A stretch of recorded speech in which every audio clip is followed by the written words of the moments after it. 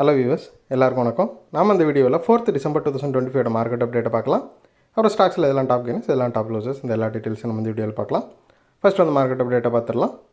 Nifty பார்த்திங்கன்னா 47 point வந்து rally ஆச்சுது. Nifty வந்து 26,000க்கு கீழே இறங்குச்சு.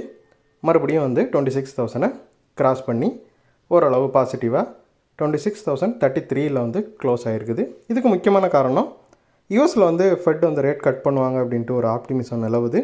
அது வந்து ஐடி ஸ்டாக்ஸ் எல்லாம் ரேலி ஆகிறதுக்கு ஒரு முக்கியமான காரணமாக அமைஞ்சுது. அது வந்து நிஃப்டியையும் ரேலியாக வச்சிருச்சு.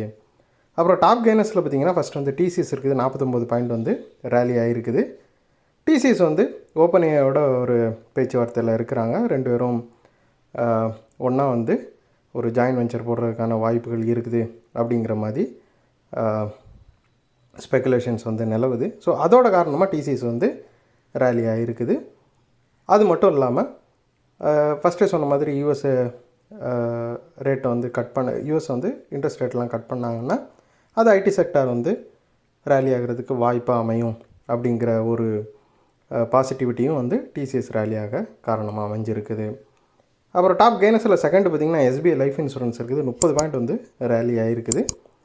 ரீசெண்டாக வந்து 52 வீக் ஹை அதை அச்சீவ் பண்ண போகிறோம். கொஞ்சம் ப்ராஃபிட் புக்கிங்னால விழுந்துச்சு. இப்போ மறுபடியும் ரெக்கவரி ஆகிருக்குது. அப்புறம் டாப் லூசஸில் பார்த்திங்கன்னா ஃபஸ்ட் வந்து இன்டர்குளோப் ஏவியேஷன் இருக்குது. 159 பாயிண்ட் வந்து விழுந்து டாப் லூசஸில் வந்து ஃபஸ்ட்டு இருக்குது. இதுக்கு முக்கியமான காரணம் என்னென்னு பார்த்திங்கன்னா இண்டிகோ வந்து நூற்றுக்கணக்கான ஃப்ளைட்ஸை வந்து கேன்சல் பண்ணியிருக்கிறாங்க. இதுக்கு காரணம் வந்து அவங்ககிட்ட க்ரூ வந்து ஷார்ட்டேஜாக இருக்குது அப்படின்னு சொல்லப்படுது.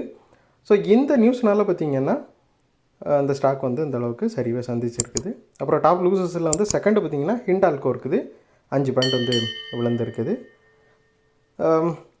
மெட்டல் இண்டெக்ஸில் பார்த்திங்கன்னா ஒரு செக்டோரல் வீக்னஸ் வந்து காணப்படுது. மெட்டல் இண்டெக்ஸ் ஃபுல்லாமே வந்து வீக்காக தான் இருந்துச்சு. ஸோ அதோட ஒரு இம்பேக்டில் ஹிண்டால்கோவும் விழுந்திருக்குது.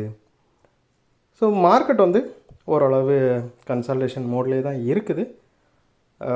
26,000 ரொம்பவே ஸ்ட்ராங்காக அது கிராஸ் பண்ணி புது ஆல் டைம் ஹைக்கெல்லாம் அது போனாலும் மறுபடியும் வந்து பியர்ஸோட ஆதிக்கம் தான் வந்து அதிகமாக நிலவுது. அதுக்கு முக்கியமான காரணம் வந்து மார்க்கெட்டில் ஃபண்டமெண்டல்ஸ் வந்து பெரிய அளவில் பாசிட்டிவிட்டி இன்னும் கொடுக்கல. ஸோ அது எப்போ பாசிட்டிவாக மாறுதோ அப்போ தான் வந்து மார்க்கெட் வந்து ஒரு நல்ல ரேலியாக கொடுக்கும். ஸோ இந்த வீடியோவில் உங்களுக்கு கொடுத்த இன்ஃபர்மேஷன்ஸ் எல்லாம் கண்டிப்பாக ஹெல்ப்ஃபுல்லாக இருந்திருக்கும் நான் நம்புகிறேன். இது உங்களோட ஃபியூச்சர் ட்ரேடிங் செஷனுக்கு கண்டிப்பாக ஹெல்ப் பண்ணும். இந்த வீடியோ உங்களுக்கு பிடிச்சிருந்துச்சின்னா லைக் பண்ணுங்கள், ஷேர் பண்ணுங்கள், மறக்காம சேனலுக்கு சப்ஸ்கிரைப் பண்ணுங்கள். அப்படியே அந்த பெல் ஐக்கானை கிளிக் பண்ணிங்கன்னா டெய்லி அப்டேட்ஸ் தரோம் கிடைக்கும். தேங்க்ஸ் ஃபார் வாட்சிங். Keep supporting. நான் இன்னொரு வீடியோவில் உங்களை சந்திக்கிறேன். தேங்க்யூ.